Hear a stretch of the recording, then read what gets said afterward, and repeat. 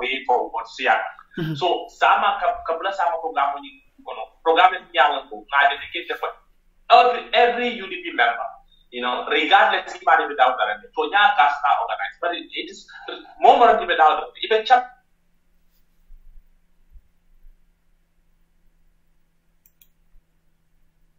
UDP kudum che bobo ye post doge, which is very very important. Me it kind of I can click in a sense that United Democratic Party fuare party people la party. Party that we have ever been broke. Means when we go we allow kuma ka wonde ma state nya ngadi by it's like can you put this solving. Don't la party we are ko le ka balu party. Kabrin pama jola jamana mbar jola jamana kabrin UDP chu UDP din wala ka UDP balu. And the same thing continues. So the what strategy killing what plan killing what fear UDP la diaspora chapter su parani mo fear killing be continue na parti e dingol fama ye global e fama ki ko ye global la kalbe kon ye global ni la bank account ya tafu UDP kan sakantuma this year strategically ninam samo musamne de miya ko maya bata UDP ko UDP here ninam samne samo de miya ko with 100% sure come December 5th His Excellency ANM Hussein Dabo will be announced the president elect of the government. Going by that, kaduwo ko that kolomo da mata surrounding kumaya but crowd for the fende ka balun wopemal nin ka balun wopemal nin ka jijan wopemal nin ke samba wala podo nyin tolu bukal sembo la UDP na ma sembo la na jika millionaire UDP di ko work citizen milbe Gambia milbe diaspora wolle ke pulo ka puno ka so bul ka ngoli Omar Anthony wole quote this is one of the strategies wala tin na fundraising organized as a keno doe kara let's say example boy kara scriptura I have contribute to our election campaign in Gambia. Bari amake income and na financial team in the ground in Gambia edima contraction. As keno way that Austria, me alonko, at least 5 euro, 10 euro, any amount donate no. Bari as a keno among the bank account of all. So don't need a baby has a chapter. Now go for me account one. Secondly, we has UDP local simply model dunia be na member solve because ngalon ne possible ngalon participate ngalon ne kon kapule don na party ani na bankoy. Okay, so go for me create go for me nimbo na din. Okay, so na tomorrow fundraising na bank account omar ngala ko ya be ko ni pita pa na bank account be get gas cha bank account be get man juto. Okay, more yeah, Kemuel. You are highly welcome. Now, account of what you need to do, all what you need to know is to get account information also. Account information they are available. Please, what information will tap, near transfer to this account automatically. Know that if they contribute towards United Democratic Party campaign for December 2021 election. Man judo fenda, man judo even an 1 salary, €1, $1, another £1. It ain't no window, bail too. Gambia United Democratic Party sympathizers have a supporter. Even no window, Ibulo Bay Fanto, Yake. It's again on the GoFundMe account, it's available online. It's again on the bank account, also available. So Ninkai Omar, Nimukula Mianako, Lapitale Mobe, Mobe Ake Mobe Touch. Alcana the gas chapter the Malabao. It is for every UDP member. Maybe a strategic level playing a well vendor party finance to the Yadile, especially in team in the crowd. Abaraka bake Yahya Abaraka kumol sahayata badingulu ya funyameng ya gas laning fundraising alialo nyameng UDP la fundraising nom UDP ning mamanta ko ngakodo bondi ndolka competition wakele but a civilized and a healthy competition waka ken dol tema bawo ya competition mo ko mon ko pour ka patio mako e ka patio face anen ko dola tel ba fala ko mon ko ben million nankam la bondi la dol ba fala ko mon ko ben million nankam la bondi la yahya so ngaje ko chapter dol yakele already ye ko di jama fundindi me yalon ko alhamdulillah bol fana tentula men be ko mon ko Angleterre be nyamen ben be ko mon ko Seattle be nyamen New York chapter fana yakele ngai lon ko mon ko chapter dol fana ba ke kanne individual task how to call it contribution o bola ke kan imam funtim banta so yahya ye kuma kelim fu jamen kuma da base wala mu mobe donation o kala nyaadile fundraising donation o kala nyaadile nombal bi yele sama min yalon kay be nombal men kollano bo nombal fona bebe display dal in fact flyer bi yele min yalon ko ngede dale pour mo be fundraising ibe kol kala nyaadile and ibe play nyin kala nyaadile fulanjango GoFundMe account of na create ale me alon kala linko be UDP TV media be UDP GASH chapter anu sama fana mbashia dale bi fana mbashia la nyim pejol bezol private pejol pela santo so mumo yalon ko handi la fakka donation be 500 francs e se don no jele yage yaya yemem fo jang femmandoya hanni mesambo ni 5 euro kanya de sa don no go GoFundMe account o kono le wallanto ni bank transfer be sonali bulo kono bank account o be jele swift code be jele ibe dunia loud hani be India le say nying donation o keno jele ila mobile app o isa donation o nying fana keno jele so bari yaya lafta ngi ninka dula kilinala lafta ngi ninka dula kilinala pro ngawto fana senende bake yamira sama men yalon ko mon ko be lafla donation o ke bati tol manke gas chapter de modi ngalon ko yegi fole ba lafta gele sene bake mol bema nying gas chapter toya wala fundraising be kering but for gas chapter di mo damal nyana kanyin ko do donate yahya hani comme ngalo nyami UDP dol be mo kili we all have one objective na objective for be tempo na mete for wala to vote UDP government come 4th December inshallah so kanina Usenu Dabo Baba Usenu Dabo Kasamba State House so kamala amu UDP di mo be do what amu UDP di mo abe UDP di mo be kunka so na nyim fundraising man de gas chapter di mo daman mo be daw darande ni right to UDP sympathizer supporter member ye membership card very much but then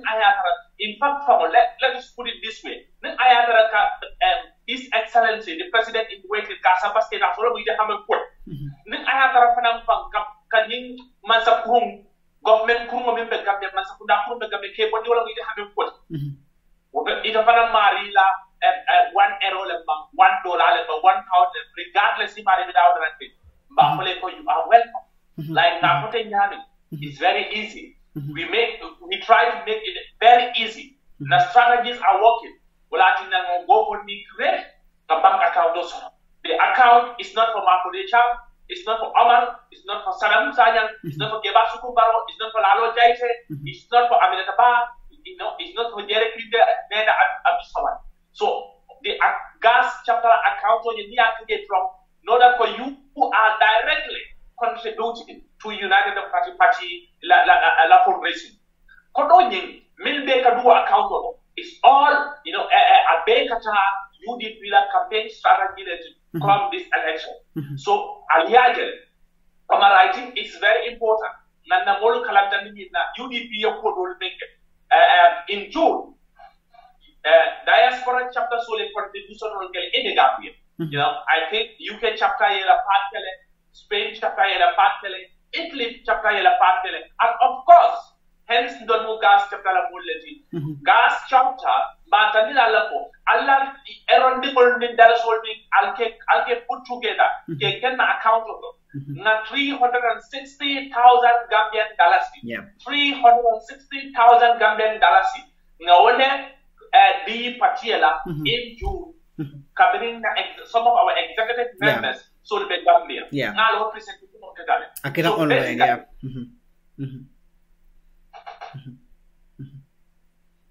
Yeah, that is true. That is true. Definitely. Welcome at the back ele prungi bondi kumpa water from the puri along.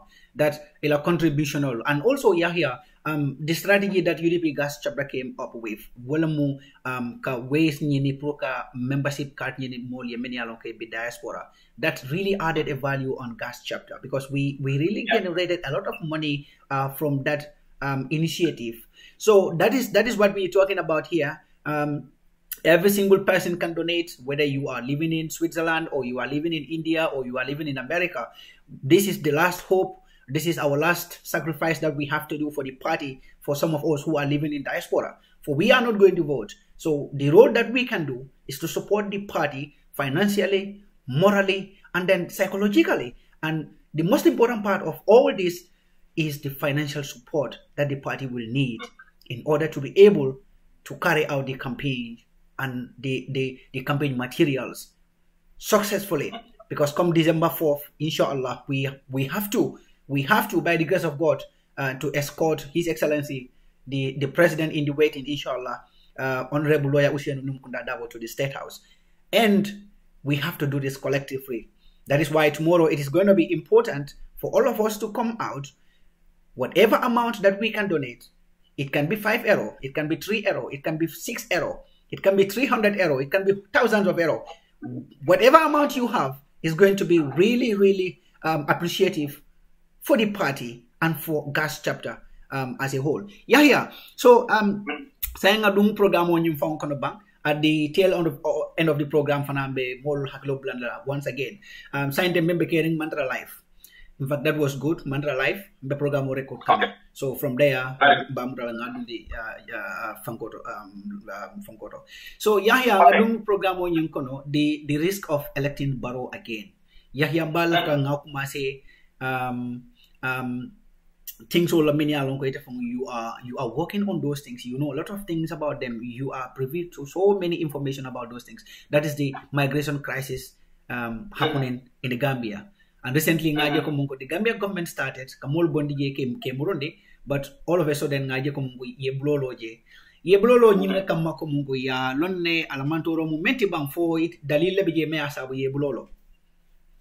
About thank you, Lao Yinigaro, my program of and region. Coming up for BBC, the same thing I will reply here. Barrow government in act.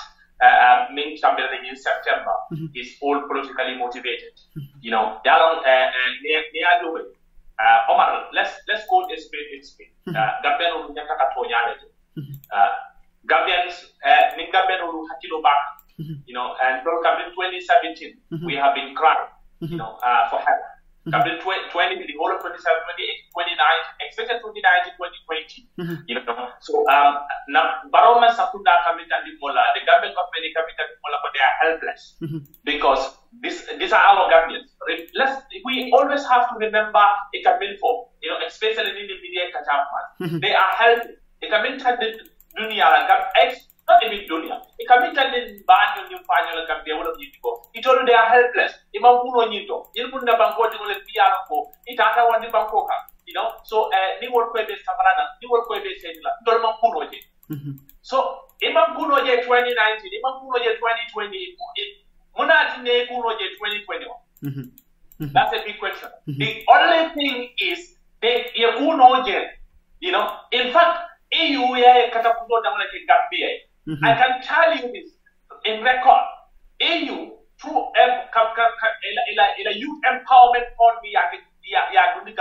EU spent more than $13 million Gambian in this past 3 to 4 years in Gambia. 13 million euros. EU will spend. European Union will spend. You know, this includes German. Half of this fund. So the mean we are EU just spending Gambia. Half of it comes from Germany. Because economically, they are the economical superpower of EU currently. Okay, so basically, Nick Wolka Okoro dealer, a candy, or you empowerment to the candy, a car dealer that you don't come. About a book dealer in the Tronco, official moral or institutional in the Gambia to develop so called technocrats to develop themselves. We're not in the so called technocrats or an institutions develop themselves because in the only year of Minka was our so called technocrats institutions, many are responsible, including the Foreign Affairs, Interior Ministry in Gambia. Many are responsible to my district. In a workshop, Bambalo Lekopa. In a survey, Bambalo Lekopa. In a traveling, Bambalo Kata to travel for nothing. So at the end of the day, 11 million euro, more than 11 million euro, you know, you are for youth empowerment. A big ban at official level amount for 70 to 80% of Nikuru Jamal Mali Katagabia. In Buka Futa to the target group, to the victims. We are the victims. Usual don't let victim one. Usual level to me EU Kawal legit coming. Ko economic in Sahara Desert, Ika Mediterranean Sea cross, Yilla for a poor family background solo. Yilla Moltimia Kanikuru di Kawala Dema. But the reality in the ground in Gambia is Wokudo Buka Fata Wolma, na technocrat so, workshop Bambaloo, traveling Bambaloo, Padium Bambaloo, one like a 70 to 80% of it beta. So I cannot make a 10 to 20% of it. When I come to the victims. So what 10 to 20% of it cannot only make a wonderful but how reliable is that? You know, women when they fall in that they give you $100.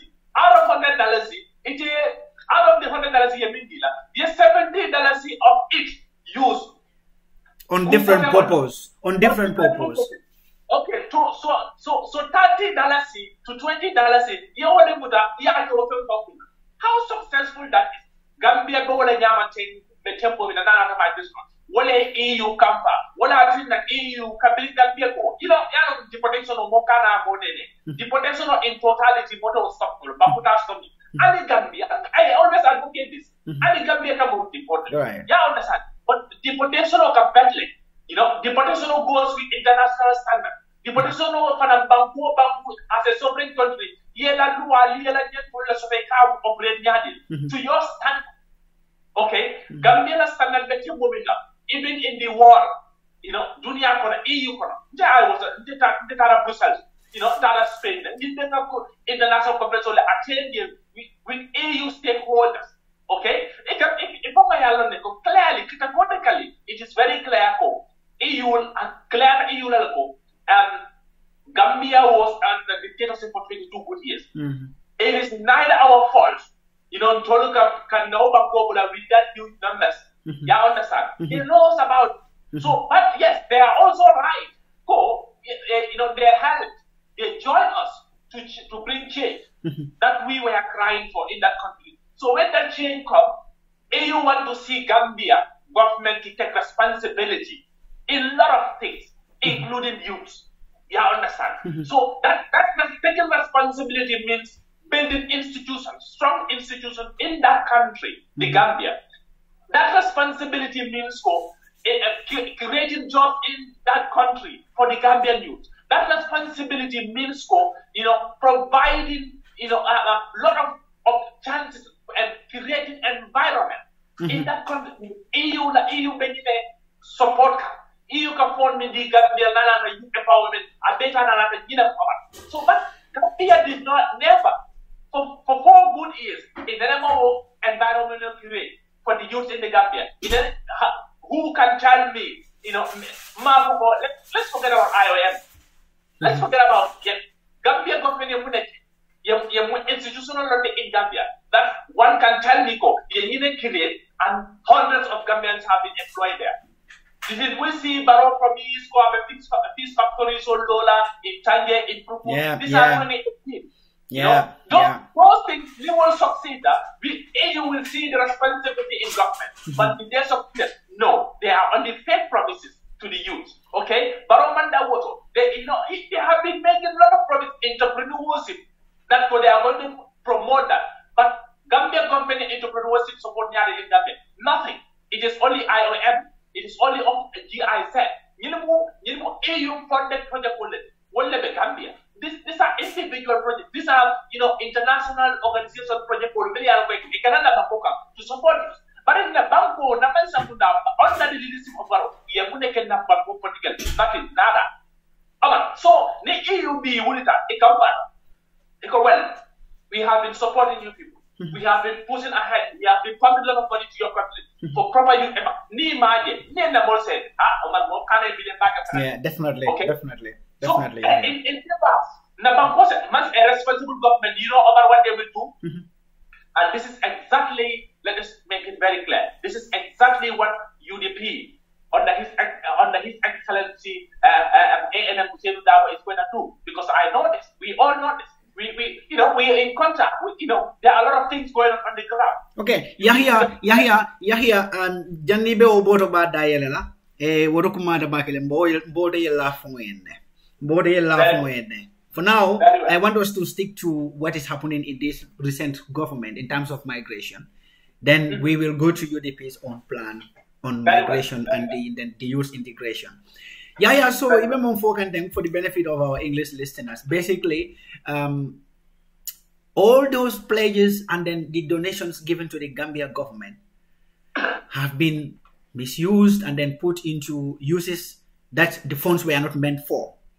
And this apparently angers the European Union, and then consequently they stopped funding the Gambia government on the EU projects that were meant to support the Gambian youths. So Nilebe Keringe and Lunga understand Farango here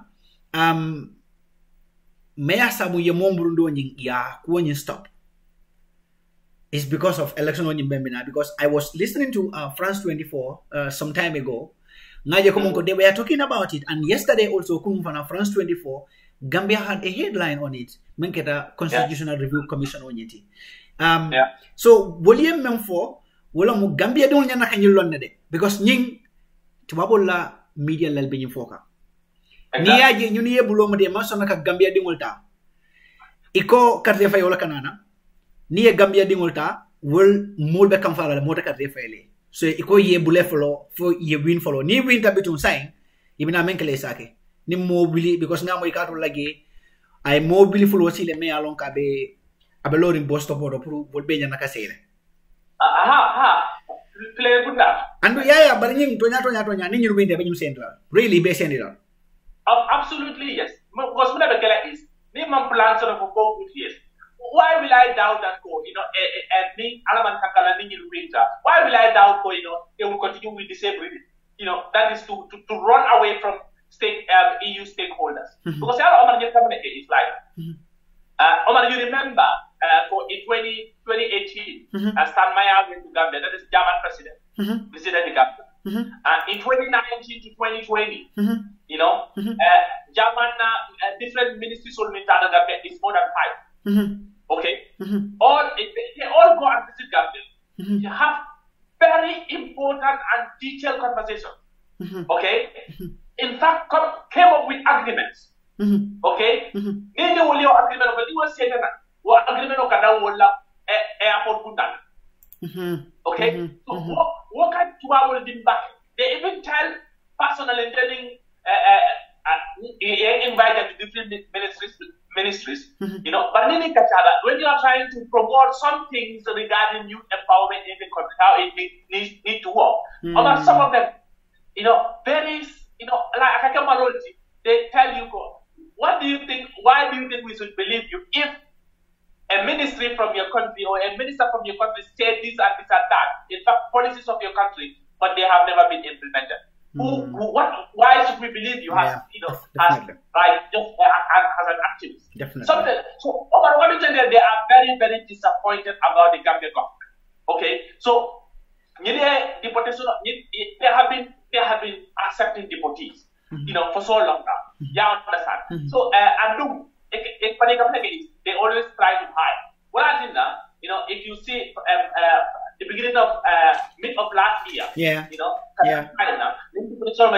we always bring proofs. Documents. I remember that the government tries to hide it on several occasions, and you've been advocating for the media houses to go to the airport in order to be able to cover it up, and then apparently came to reality. The arrival time of the deportees. Deportees are no more arriving in Gambia during daytime, because that means people can go there and protest. That means people can go there and cover it. The Kamenge is, for more than 3 deportation flights now. The Kamenge is they change the arrival time, they always appeal to these countries. Let it be this time. Let them the arrival be late. You know, you understand? So that it will not call attention. And in fact, even at the airport, Omar, even Gambia International Airport, when you send a journalist there, you know, you have arrival of flights and departures take okay? But you cannot go to airport during the deportation day. This particular flight or you are a detailed shortage. Not impossible. Some of the immigration officials, or let me say, some of the airport authorities will build the airport. They even kind of help us to verify. Sometimes they find it very difficult for the flight lander because Abugatara even in their system. That shows me how good Gambia government is to hide information that are very important for their system. So you may come in and about what you go. Naman sa kunda mo pa ebe kele ka ulit. Bari man tol pare. So you should meet the Gambia. You should meet the diaspora. So definitely understand this. So definitely know that go. Come 2021 December 4th. Ni alaman tanggal Gambia on this data. Ye kate pa Barrow. These are some of the things that will continue to happen. Ibala funding kele say na 8,000. Mota buy no la mota kele no. And people like us, we are going to get relaxed. At some point, we have to focus on our education, and, our own empowerment. That to continue fighting for something that will never be solved. So it is in the heart of every Gambian. You take this responsibility to go against Barrow and food. It is in the hand of every youth in Gambia to call your people to vote against Barrow for December. It is in the hand of every Gambian, every youth, to call your people in Gambia, to tell them, please, if you vote for Barrow, we are not supporting you. Because voting for Barrow means taking us all back to home. Ambaraka bake Yahya wodosani ata bakele badi ngolu atol meni be jibe rola katre felalu bella fela li nyilla moy bake nyim video ni momo yaje nyim part ni mebe ke kan sa kuntuno aliyake WhatsApp group kono be mo fo kan ja wolo nyinti Gambia man sakunda ni yaje ye bulolo man son ka mol say design teng mol men yalon ke be bankuol kantari men yalon ko nyanna ka sele babol ko bol be nyanna ka sele Gambia man sakunda pare dal pour ke muda bare kukiling wala ya sabun ime wol muda bawo ning al hakilo bakam yaya kam men fu jang 2020 ala tema ma fon kono kada fala date dulato ala yaje le karsa bo muka dum kulungol fon tema wo kulungol be kam mol sendi ning al hakilo bakam fo asunda dola brikama afuta aya fama fa moli la be sol fan 2020 kono kulungul pour ka Gambia dimul sendi Gambia amuka tambi karsa bola kulungul temo bari sayin karte fe wasutiata Gambia dingu menda madama be jamani ko mo wili fula nyom andu nyuni be nyana kasela andu baro masa kunda pareda pour ka nyuni be sendi bari ye muna fatu wabol ye wolonko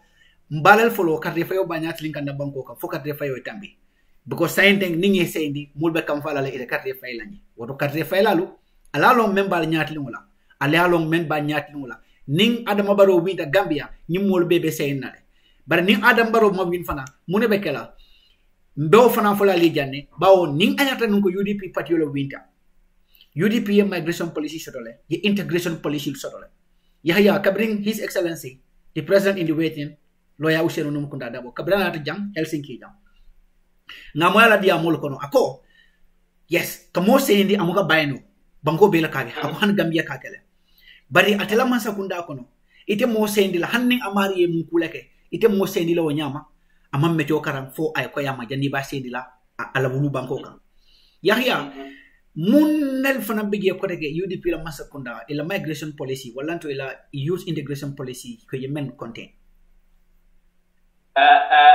Omar na procedure role kono waranna kachalu kono anikna don't people be na fair don't be name more cash especially UDP la some of actual leadership ngani suteje wa ngani paran loje ni come December 4th ni government de kate fight his excellency the president is waiting ANM Usenu Dabo what is going to happen these are some of the things really is going to happen you are going to see a complete change 360 degrees change the migration issue because the Davos lead government is going to take responsibility to make so-called even in the embassies so we will be in diaspora being Brussels being anywhere within EU if they will make so-called to engage them in civilized transparent bilateral cooperation I mean transparency, but for that matter, because transparency is very, very important in this issue, and it's very important for our leaders. Okay? And in my case, transparency is very, very important. And this is exactly how the UDP government will be working. They will be very transparent in their dealing in terms of migration. So if it's like, one thing that Gambian soldiers we need to understand.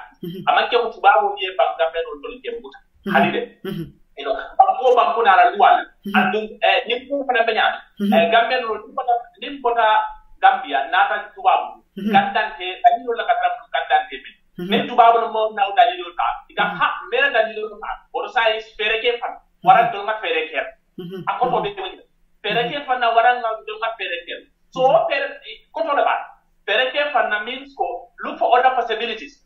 Okay, either you integrate yourself or leave our country or challenge us legally in this arcade. Ya understand? Don't get very clear. What I'm going to go now, you can be like a Pocanyam.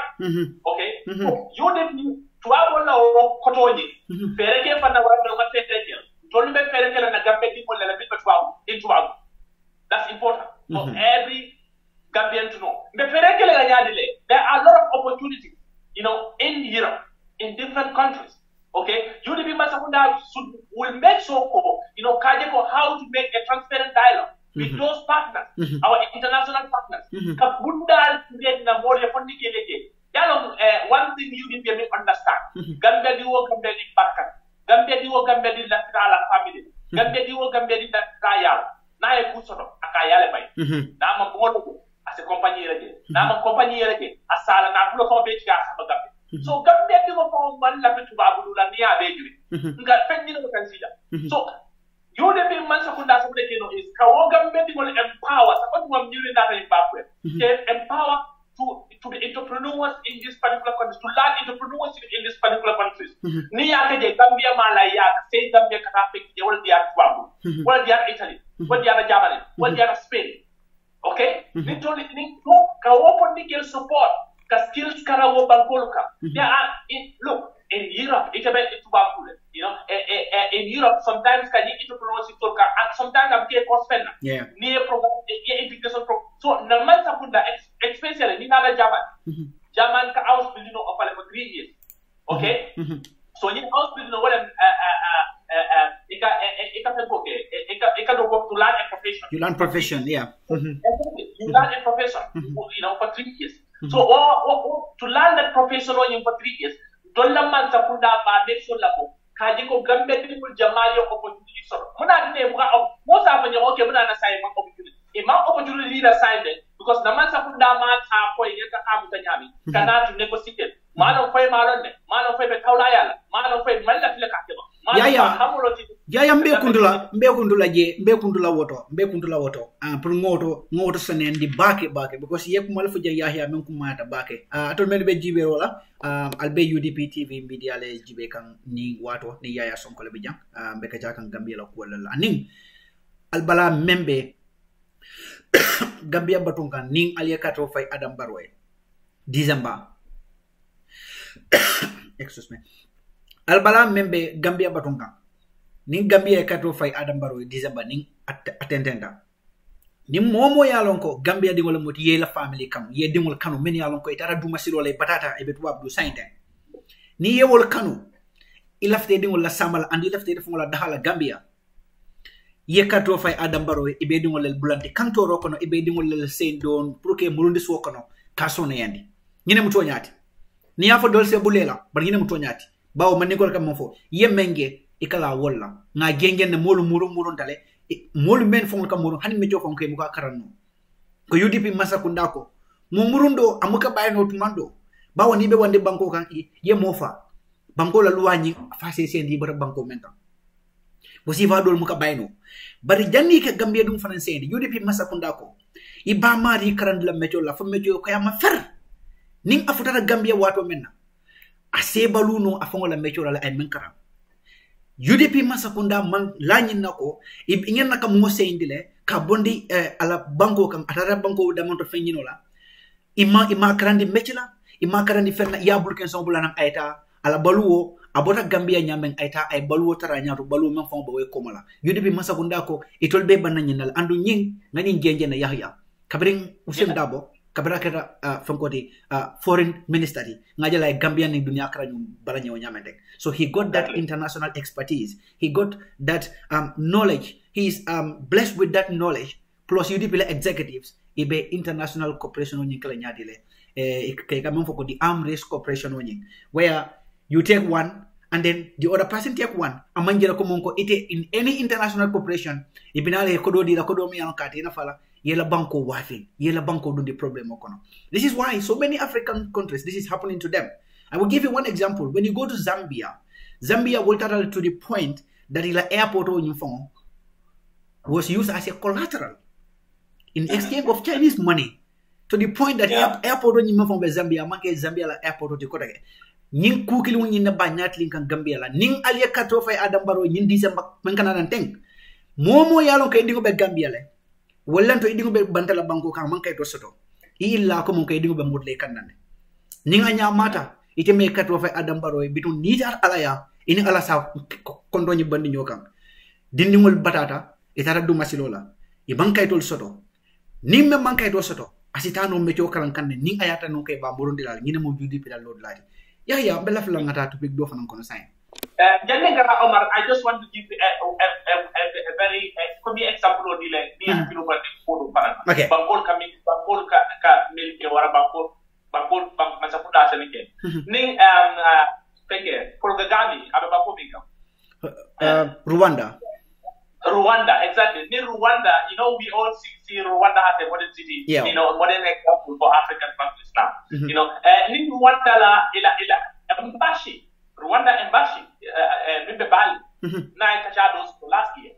Okay, so Nala Tachapo, it was 1 hour conversation. Nala Tachapo, Kaiko, you know, the whole world, or especially Africans, are seeing Rwanda as a sample. You know, allow youth empowerment and development to develop the youth into these entrepreneurs. You know, our answer to me was, Mr. Sonko, you know, I will tell you simple answer. It only a minute il a funding element at the time. Okay, at that time I found embassy.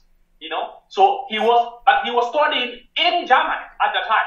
Okay, Yemike was is Kajeko, Napako, Yemike was Kajeko, any European Masakunda Rwanda the only Europe at that time.